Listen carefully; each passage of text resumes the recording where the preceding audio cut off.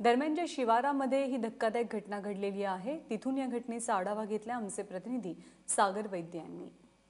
इगतपुरीतला देवगाव शिवार पुन्हा एकदा नरबळीच्या शक्यतेने हादरून गेलाय। आता मी देवगाव शिवारात आहे आणि आपण बघू शकतोय की ज्या ठिकाणी काल एका नवजात अर्भकाला पुरल्याचं लक्षात आलं ते हेच ठिकाण आहे। आता जिथे दगड ठेवलेले आहेत त्याच ठिकाणी काल संध्याकाळी जे आहे इथल्या स्थानिक काही मेंढपाळांना एक लहान बाळ पुरल्याचं लक्षात आलं आणि त्याच्यानंतर परिसरामध्ये एकच खळबळ उडाली, कारण याच्यापूर्वी साधारणतः 1.5 ते 2 वर्षापूर्वी याच भागामध्ये बच्चीबाई या जादूटोणा करणाऱ्या बाईने अनेक लोकांचे अशा पद्धतीनं बळी घेऊन त्यांना पुरल्याचं उघड झालं होतं आणि साहजिक या घटनेनंतर परिसरात एकच खळबळ उडाली।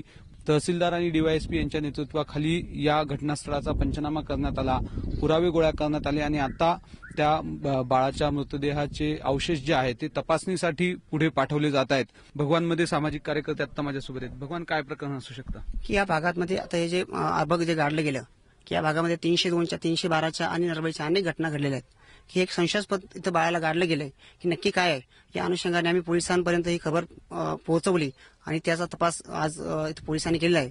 मला एक शंका अशी वाटते की जर कोणाचं बाळ आजारी होऊन जरी मेला असेल परंतु त्याचं जंगलामध्ये आणून गाडणार नाही तर याच्याही मागे काही नरबळीसारखे काही आहे का याचाही शोध तपास पोलिसांनी करावा। या बाळाचा जो मृतदेह सापडला त्याची साधारणतः काय परिस्थिती प्रथमदर्शनी? आता 1 महिन्यापूर्वी गाडलेलं असावा असा अंदाज आहे आणि आता एक जन्मानंतर एक 10 ते 15 दिवसाचं बालक आहे, परंतु त्याला जरी आता दिसतं आपल्याला की ते आजारी होऊन मेला असेल परंतु याचाही नरबळीशी काही संबंध आहे का किंवा अनैतिक संबंधातून याचं झालं आणि नंतर त्याची हत्या करण्यात आलेली असाही शंका आहे।